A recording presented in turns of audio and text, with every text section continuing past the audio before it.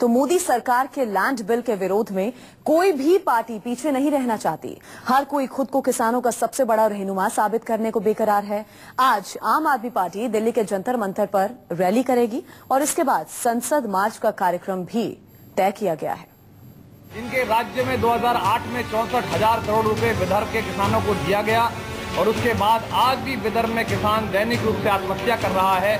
वे अगर किसान के हित की बात करते हैं तो भारतीय किसानों के साथ इससे बड़ा मजाक नहीं हो सकता। दरअसल इन दोनों पार्टियों को कहीं से भी गलतफहमी में नहीं रहना चाहिए कि इन्होंने किसानों के हित में कोई काम किया। आजादी के 68 साल बाद भी अकेले महाराष्ट्र के अंदर 6 किसान आत्महत्या कर रहे हैं, उत्तर प्रदेश के अंदर के किसान आत्महत्या कर रहे हैं। इसको किसान और आम आदमी पार्टी चुपचाप बैठ के बर्दाश्त नहीं करेगी। एक कानून बना तो उसके लिए दोनों पार्टियां अपना पीठ थपथपा रही हैं। आम आदमी पार्टी दिल्ली प्रदेश की सरकार की आभारी है कि वहां के माननीय मुख्यमंत्री ने और वहां की सरकार ने दिल्ली के किसानों की क्षति का आकलन करके भारत में सबसे बड़ा मुआवजा 50,000 रुपए प्रति हेक्टेयर घोषित किया। काम करने वाली मोदी की सरकार ने इस काले कानून के जरिए देश के किसानों के लिए मौत का फरमान जारी किया है।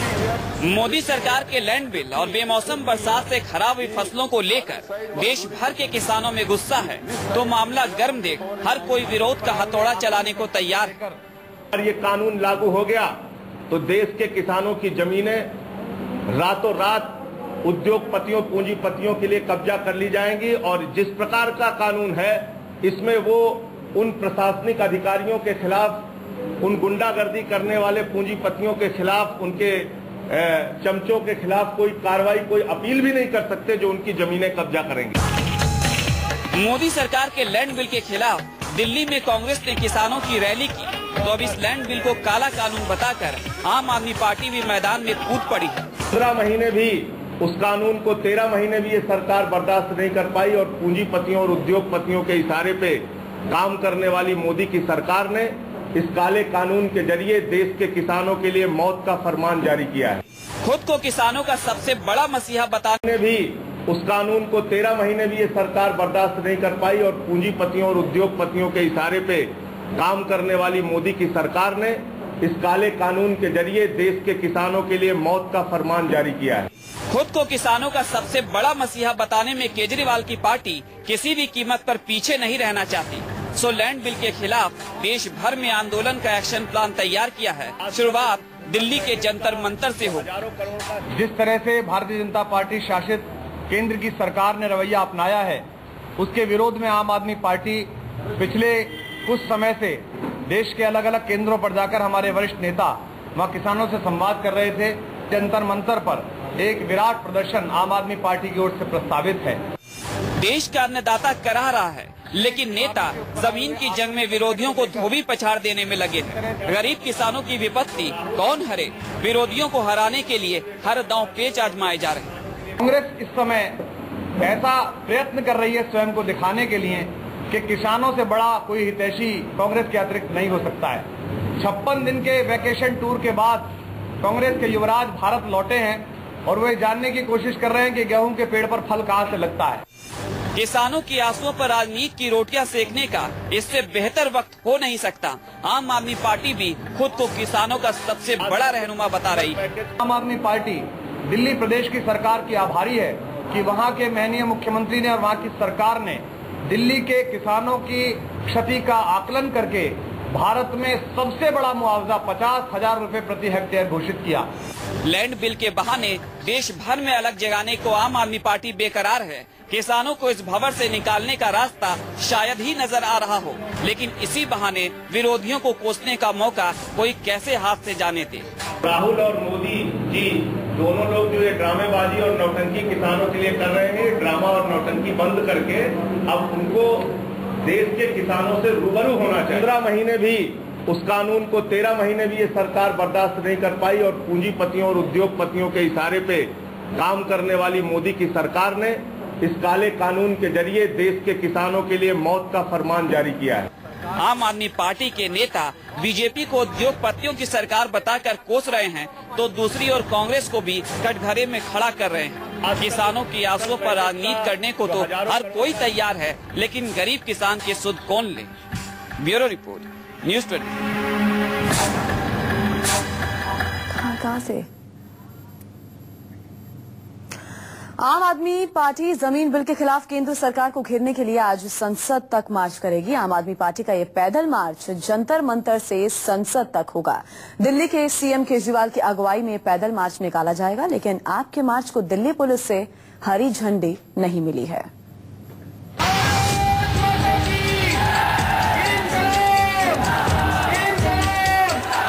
किसान संसद मार्च के आंदोलन में हिस्सा लेने के लिए आएंगे, पार्टी के कार्यकर्ता हिस्सा लेने के लिए आएंगे। किसानों के मुद्दे पर आज आम आदमी पार्टी का हल्ला बोल है। आम आदमी पार्टी जमीन बिल के खिलाफ केंद्र सरकार को घेरने की तैयारी में जुट गई है।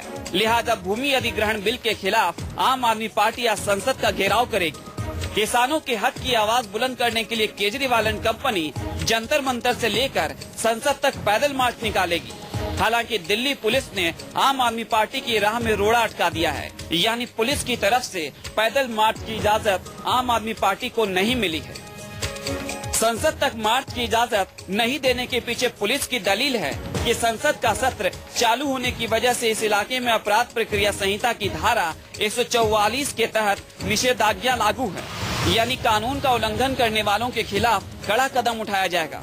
इसके अलावा आम आदमी पार्टी के समर्थकों को आगे बढ़ने से रोकने के लिए क्षेत्र में अतिरिक्त पुलिस बल भी तैनात किए जाएंगे। हालांकि पुलिस की तरफ से पैदल मार्च का ग्रीन सिग्नल नहीं मिलने के बाद भी आम आदमी पार्टी संसद तक अपना मार्च निकालने के लिए तैयार है। दुर्भाग्य का विषय है कि देश के सर्वोच्च सदन संसद में खड़े हुए राजनेताओं को, सांसदों को किसानों की आवाज सुनाई नहीं देती है और उनके पास इस बात का समय है कि कौन सांसद किस पर माफी मांगे, किसने किसके बारे में नस्लभेदी टिप्पणी की, किसने किसी के बारे में क्या बात कही।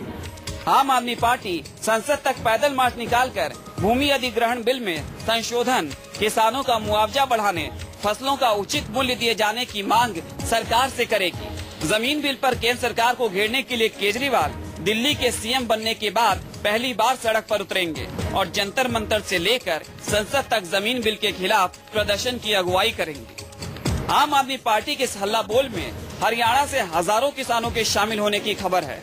आम आदमी पार्टी ने अपने इस पैदल मार्च के लिए लोगों से भी अपील की है वो ज्यादा से ज्यादा संख्या में जंतर मंतर पर पहुंचे और पार्टी के प्रदर्शन में शामिल हों। आम आदमी पार्टी ने ये भी ऐलान किया है कि अगर संसद मार्च का असर सरकार पर नहीं दिखा तो इसे राष्ट्रव्यापी आंदोलन का रूप दिया जाएगा। बिना इजाजत पैदल मार्च कर आखिर आम आदमी पार्टी क्या संदेश देना चाहती है? मुद्दा किसानों का है, जरूरत इस बात की है कि इस मसले पर किसानों की आवाज को ठीक तरीके से रखा जाए। लेकिन आम आदमी पार्टी के रवैये से आशंका है कि कहीं किसानों की आवाज पुलिस के वाटर कैनन लाठियों और हो हंगामे में गुम न हो जाए। Bureau report, news 20। Kundan Singh हमारे साथ फोन लाइन पर मौजूद हैं और हमें जानकारी देंगे। कुंदन, कांग्रेस को हमने सड़कों पर भी देखा और संसद में भी देखा किस तरह अपनी खोई जमीन वापस पाने की कोशिश में है कांग्रेस। अब आज आम आदमी पार्टी को हम सड़कों पर देखेंगे। आपको क्या लग रहा है? दिल्ली पुलिस ने तो ग्रीन सिग्नल नहीं दिया है पार्टी को और उसके बावजूद पैदल मार्च होगा, सड़कों पर हम इन्हें देखेंगे। क्या मैसेज पार्टी देना चाह रही है? देखिए, बिल्कुल किसानों का मसला है तो पार्टी की कोशिश होगी कि एक तरफ से एकजुटता दिखाएं और ये मैसेज देने की कोशिश करें, खासकर आने वाले चुनाव में जब पंजाब में, हरियाणा में, उत्तर प्रदेश में पार्टी अपना एक जनमत तलाश रही है, एक बहुमत तलाश रही है, तो वहां भी कोशिश करेगी कि हम उनके साथ हैं। जहाँ तक पुलिस की कार्रवाई का सवाल, मैं आपको बता दूं कि इससे पहले भी संसद सत्र के दौरान जो भी धरने प्रदर्शन होते हैं संसद मार्च के नाम पे, वो जंतर मंतर से निकलते हैं और सिंबॉलिक तौर पे पार्लियामेंट, जो स्ट्रीट पार्लियामेंट, जो संसद की मार्ग है, वहां पे पार्लियामेंट खाने के बाहर उनको रोक दिया जाता है। तो ये एक परंपरा है और एक तरह से आप यूं कहें तो म्यूचुअल अंडरस्टैंडिंग होती है और पूरा मार्च एक सिंबॉलिक होता है और आम आदमी पार्टी भी सिंबॉलिक मार्च के साथ होगी, जहां तक मुझे सवाल है। क्योंकि हमने जब पूछा कि अरविंद केजरीवाल क्या खुद इसमें हिस्सा लेंगे, अरविंद केजरीवाल बोला गया कि वो मुख्यमंत्री होने के नाते पार्टी के संयोजक है और पार्टी के तरफ से अगर इस तरह की कोई कॉल दी जाती है तो उसको मुखिया होने के नाते वो जरूर इसमें हिस्सा लेंगे। जहां तक मार्च का सवाल है, इसको लेकर थोड़ा सा कंफ्यूजन आप लोग न बनाए। पार्टी की तरफ से मोरल हाइट करने के लिए जरूर कोशिश की जा रही है। मार्च जो भी जंतर मंतर पे लोग इकट्ठा होते हैं, कम से कम 100 से 150 मीटर दूर जाते हैं, पुलिस के बैरिकेड पे खड़े होते हैं, नारेबाजी होती है और वहां से लौट जाते हैं। और जहां तक हमें सवाल है, आज ये भी लौट जाएंगे। अगर इसके बाद वो जाने की कोशिश करते हैं तो पुलिस अपने तरीके से उनको रोकने की कोशिश करती है। पुलिस अपने तरीके से उन्हें हैंडल करेगी। हालांकि आपको बता दें, दिल्ली पुलिस ने इन्हें ग्रीन सिग्नल नहीं दिया है। कुंदन, आपको रोकना चाहेंगे जरा, हमारे संवाददाता शिवांग भी हमारे साथ जुड़े हैं, हमें ट्रैफिक एडवाइजरी पर जानकारी देंगे। शिवांग, ग्रीन सिग्नल नहीं मिला है दिल्ली पुलिस की तरफ से। जाहिर सी बात है, जब ये लोग सड़कों पर आगे बढ़ेंगे तो टकराव की स्थिति जरूर बनेगी, तो उसके लिए एहतियात क्या कुछ बरते जा रहे हैं, क्या कुछ कदम उठाए गए हैं? देखिए, जैसा कुंदन ने बताया कि इनको ग्रीन सिग्नल नहीं दिया गया है आज प्रोटेस्ट के लिए, तो जंतर मंतर दिल्ली में एक ऐसा इलाका दिल्ली पुलिस ने दे रखा है कि जिसको भी प्रोटेस्ट करना होता है वो जंतर मंतर जाके अपना विरोध जता सकता है, धरना दे सकता है। ऐसे में जंतर मंतर की जो रोड है वो हमेशा बंद ही की जाती है, और क्योंकि वहाँ पे लगातार कई लोग धरना देते रहते हैं, तो इस वजह से जो ट्रैफिक है वो जिस तरीके से चलता है नॉर्मल वैसे ही चलेगा। उसके लिए कोई ट्रैफिक एडवाइजरी जारी नहीं की गई है, लेकिन दिल्ली पुलिस ये कोशिश करेगी, क्योंकि जैसा कि धारा 144 इस पूरे इलाके में लगी है, संसद का सत्र चल रहा है, ऐसे में किसी भी तरीके से इनको परमिशन नहीं दी जा सकती कि किसी थाने से आगे बढ़ के ये संसद की तरफ मार्च निकाले। इसलिए जंतर मंतर से लेके केवल पार्लियामेंट स्ट्रीट तक एक छोटी सी जो सड़क है वहीं तक ये मार्च निकल सकता है। इसके आगे जो है दिल्ली पुलिस इनको रोक देगी, और जंतर मंतर पे ही मेरे ख्याल से एक मंच ऐसा बनाया जाएगा जहां से अरविंद केजरीवाल भाषण देंगे और पार्टी के कार्यकर्ताओं को संबोधित करेंगे। शिवांग, मेट्रो स्टेशंस भी कुछ बंद किए जा सकते हैं एहतियात के तौर पर। ऑफिशियल आवर्स है, लोगों को भी जाहिर सी बात है बहुत ही दिक्कत का सामना करना पड़ेगा। तो जो खबर हमारे पास हमें मिल रही है कि मेट्रो स्टेशंस बंद किए जा सकते हैं, तो कौन कौन से वो स्टेशंस हैं? देखिए, जंतर मंतर पहुंचने के लिए सबसे पहले आपको बताऊं कि जो मुख्य धारा में पटेल चौक है, सेंट्रल सेक्रेटेरिएट है जो कि शास्त्री भवन के पास पड़ता है, ये कुछ ऐसे मुख्य स्टेशन हैं जिसकी तरफ से जंतर मंतर आप पहुंच सकते हैं। कनॉट प्लेस का राजीव चौक भी जंतर मंतर के लिए एक अच्छा मेट्रो स्टेशन माना जाता रहा, लेकिन कहीं ना कहीं दिल्ली पुलिस ये इस बात को लेकर सुनिश्चित है कि उस तरह का धरना आज देखने को नहीं मिलेगा जिस तरह के धरने के लिए आम आदमी पार्टी प्रचलित है। क्योंकि अरविंद केजरीवाल अब खुद सरकार के अंदर है, तो जिस तरीके से कुंदन ने बताया कि सिंबॉलिक धरना होगा, इसमें उस तरह का हु हल्लड़ नजर नहीं आएगा जिस तरीके का हु हल्लड़ हम पहले आपके धरनों में देख चुके हैं। चलिए, बहुत बहुत शुक्रिया शिवांग। मैं वापस कुंदन सिंह का रुख करना चाहूंगी। कुंदन, अब रैली के बारे में थोड़ी जानकारी दीजिए। जंतर मंतर से संसद तक ये मार्च होना है, कब रैली का आगाज कितने बजे होगा जंतर मंतर से? क्या अभी कुछ नेता वहां पर जुटने शुरू हो गए हैं?